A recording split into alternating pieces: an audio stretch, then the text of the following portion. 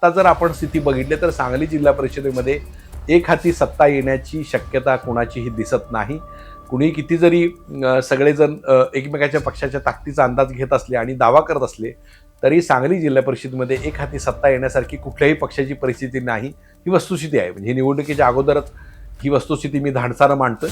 कवठेमहांकाळ आणि तासगाव तालुक्यामध्ये भाजपचं अस्तित्व अतिशय नाममात्र आहे. त्या ठिकाणी त्या पक्षाचा म्हणजे तासगावमध्ये 6 जिल्हा परिषद सदस्य आहेत आणि कवठेमहांकाळमध्ये 4 जिल्हा परिषद सदस्य आहेत. या ठिकाणी भाजपची संघटनात्मक ताकद आणि नेतेपदाची ताकद अतिशय कमी आहे. म्हणजे तोळा मासा म्हणली तर वावगं ठरणार नाही. त्यामुळे भाजपला मिरज आणि जत या दोनच तालुक्यामध्ये आपलं लक्ष केंद्रित करावं लागेल. मिरजेमध्ये 11 जिल्हा परिषद सदस्य आहेत आणि जतमध्ये 9 जिल्हा परिषद सदस्य आहेत. तर या 20 जागांमधून मॅक्झिमम जागा या भाजपला खेचून आणाव्या लागतील, तरच त्यांचा पक्ष नंबर 1 पक्ष हा जिल्हा परिषदेमध्ये होईल.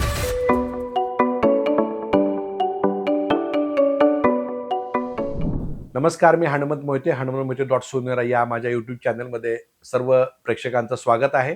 राज्यामध्ये जिल्हा परिषद निवडणुका आता शेवटच्या टप्प्यात आलेल्या आहेत आणि अर्ज माघारी घेण्याचा दिवस पण आता लवकरच उजेडत आहे. अशा वेळेला सांगली जिल्हा परिषदेत मात्र 61 जागांसाठी मोठ्या प्रमाणात उमेदवार अर्ज दाखल झालेले आहेत आणि या सांगली जिल्हा परिषदेमध्ये सर्वच पक्ष मोठ्या ताकदीनं उतरलेले आहेत. पण भाजपसारखा जो दिग्गज पक्ष आहे, ज्याची राज्यात आणि केंद्रात सत्ता आहे, ज्यांची जिल्हा परिषदेमध्ये मागच्या वेळेस सुद्धा सत्ता होती, पण त्यांना 61 उमेदवार आपल्या पक्षाचे देता आलेले नाहीत. त्यांनी फक्त अवघ्या 50 जागेवरच आपले उमेदवार उभे केले आहेत. इतर ठिकाणी त्यांनी जनस्वराज्य पक्ष असेल, त्यानंतर शिवसेना पक्ष असेल आणि त्यांचा राष्ट्रवादी अजित पवार पक्षाला काही जागा सोडलेल्या आहेत. त्यामुळं भाजपला सुद्धा 50 जागा इथं मिळालेल्या नाहीत आणि काँग्रेसनं तर 25 जागा आणि राष्ट्रवादी शरद पवार गटानं सुद्धा 25 जागा उभे केलेले आहेत. तर आत्ता जर आपण स्थिती बघितली तर सांगली जिल्हा परिषदेमध्ये एक हाती सत्ता येण्याची शक्यता कोणाचीही दिसत नाही. कुणी किती जरी सगळेजण एकमेकाच्या पक्षाच्या ताकदीचा अंदाज घेत असले आणि दावा करत असले तरी सांगली जिल्हा परिषदेमध्ये एक हाती सत्ता येण्यासारखी कुठल्याही पक्षाची परिस्थिती नाही, ही वस्तुस्थिती आहे. म्हणजे निवडणुकीच्या अगोदरच ही वस्तुस्थिती मी धाडसानं मांडतोय. पण सध्या आपण जर तालुकानिहाय गणित बघितलं तर ही वस्तुस्थिती आपल्याला निश्चित येईल. आता आपण जर भाजपचं बघितलं तर भाजप जरी राज्यात आणि केंद्रात सत्तेवर असलेला पक्ष आहे, जिल्ह्यामध्ये त्यांचे 4 आमदार आहेत, सांगलीमध्ये सुद्धा 2 आमदार आहेत, तरी सुद्धा त्यांना जिल्हा परिषद सदस्य त्यांना मिळवता आलेले नाहीत. त्यांनी 50 जागेवर फक्त आपली उमेदवारी जाहीर केलेला आहे. आता आपण जर जिल्ह्याचा सगळा आढावा घेतला तर जिल्ह्यामध्ये 10 तालुक्यांमध्ये कवठेमहांकाळ आणि तासगाव तालुक्यामध्ये भाजपचं अस्तित्व अतिशय नाममात्र आहे. त्या ठिकाणी त्या पक्षाचा म्हणजे तासगावमध्ये 6 जिल्हा परिषद सदस्य आहेत आणि कवठेमहांकाळमध्ये 4 जिल्हा परिषद सदस्य आहेत. या ठिकाणी भाजपची संघटनात्मक ताकद आणि नेतेपदाची ताकद अतिशय कमी आहे. म्हणजे तोळा मासा म्हणली तर वावगं ठरणार नाही. त्यामुळे तिथल्या 10 जागेचा विषयच आपल्याला घेता येत नाही. त्यामुळे त्या जागा वगळूनच 10 जागा वगळूनच आपल्याला विचार करावा लागेल. दुसऱ्या बाजूला वाळवे तालुक्यामध्ये सुद्धा भाजपची ताकद ही मर्यादित आहे. म्हणजे तिथं महाडिक बंधूंची ताकद म्हणजे सम्राट महाडिक आणि राहुल महाडिक यांची ताकद पेठ, येलोरा आणि कामेरी परिसरात सोडली तर त्यांची ताकद संपूर्ण वाळवे तालुक्यात दिसत नाही. त्यामुळं वाळवे तालुक्यात सुद्धा त्यांची ताकद मर्यादित आहे. त्यामुळं मेजर या 3 तालुक्यांमधल्या ज्या जागा आहेत त्याच्यामध्ये भाजपची ताकद कमी आहे. त्यामुळे भाजपला मिरज आणि जत या 2च तालुक्यामध्ये आपलं लक्ष केंद्रित करावं लागेल. मिरजेमध्ये 11 जिल्हा परिषद सदस्य आहेत आणि जतमध्ये 9 जिल्हा परिषद सदस्य आहेत. तर या 20 जागांमधून मॅक्झिमम जागा या भाजपला खेचून आणाव्या लागतील, तरच त्यांचा पक्ष नंबर 1 पक्ष हा जिल्हा परिषदेमध्ये होईल. अर्थात सत्तेच्या जवळ जाण्यासारखी त्यांची स्थिती होईल काय, तर ते आता सध्याच्या कोटीत तर अशक्य कोटीत दिसतंय. कारण आपण बघितलं शिराळ्यामध्ये जी विनिंग सीट होती सत्यजित देशमुख यांची, जे तिथले आमदार आहेत, त्यांची जी मुलगी आहे साई तेजस्वी, ही जनस्वराज्य पक्षाकडे लढते. भाजपनं धोरण घेतलेलं आहे की आमदारांच्या घरामध्ये तिकीट दिलं जाणार नाही. त्यामुळं कदाचित सत्यजित भाऊंनी आपली मुलगीला जनस्वराज्य पक्षाकडनं उभी केलं असेल, हे कारण असू शकतं. किंवा तिथं शाहूवाडी आणि पन्हाळा हा जो तिथला जो जवळचा मतदारसंघ आहे विनय कोरेंचा, तो मतदारसंघ शिराळा लागून आहे. त्यामुळे त्यांचा फायदा होऊ शकेल, हा एक त्याचा मग हेतू असेल. पण ती जागा आता जनस्वराज्याकडे आहे.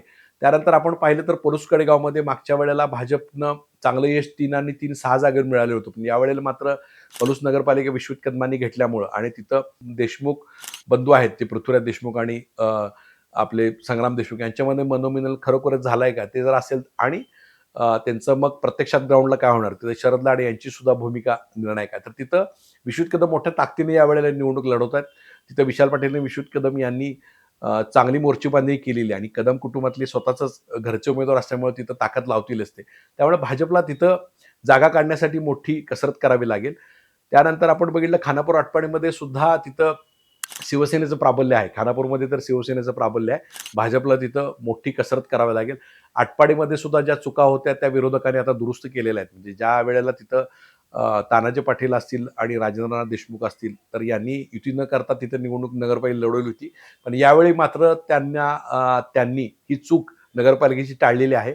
जिल्हा परिषदेमध्ये दोघांनी एकत्र निवडणुका लढवल्या आहेत तिथं आटपाडीमध्ये. तिथं सुद्धा भाजपला फार मोठा संघर्ष तिथं करावा लागेल. तर आपण जर बघितलं असेल, तर या तालुक्यांचा सगळा अभ्यास केला तर भाजपला मोठी मशक्कत करावी लागेल आणि दुसऱ्या बाजूला मग वाड्यामध्ये जयंत पाटलांचं काही ताकद आहे. पळूस कडेगावमध्ये विश्वजित कदमांची ताकद आहे. जतमध्ये दोन्ही राष्ट्रवादी आणि काँग्रेस एकत्र आलेले आहेत. त्यामुळे तिथं त्यांची काही ताकद आहे. संजय काका पाटील हे तासगाव कोटेमकाळमध्ये घड्याळ चिन्हावर लढतायत. त्यामुळे तिथं त्यांची ताकद आहे. आणि मिरज तालुक्यामध्ये काँग्रेस राष्ट्रवादी एकत्रित करून लढतायत. विशाल पाटील यांच्याकडे तो मतदारसंघ आहे. त्यामुळं भाजपला मागच्या जिल्हा परिषद निवडणुकीत भाजपला 25 जागा मिळालेल्या होत्या. राष्ट्रवादीला 15 जागा मिळाल्या होत्या. काँग्रेसला 9 जागा मिळाल्या होत्या. रयतला 4 जागा मिळाल्या होत्या. घोरपडे गटाला 2 जागा मिळाल्या होत्या. स्वाभिमानीला 1 जागा मिळाली होती आणि शिवसेनेला 3 जागा मिळाल्या होत्या आणि 1 जागा अपक्ष मिळालेली होती.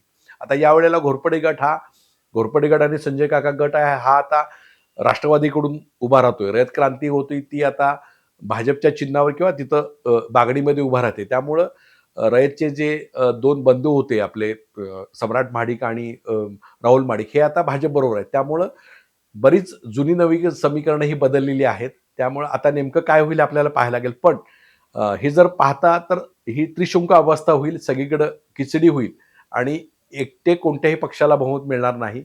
यामध्ये पुन्हा एकदा महापालिकेसारखंच भाजपला राष्ट्रवादी काँग्रेस अजित पवार असेल किंवा शिवसेना असेल, कारण शिवसेनेच्या महापालिकेपेक्षा जास्त जागा या जिल्हा परिषद येतील अशी परिस्थिती आहे. त्यामुळं शिवसेनेला बरोबर घेऊनच जिल्हा परिषदेमध्ये सत्ता स्थापन करावी लागेल अशी आजची स्थिती आहे.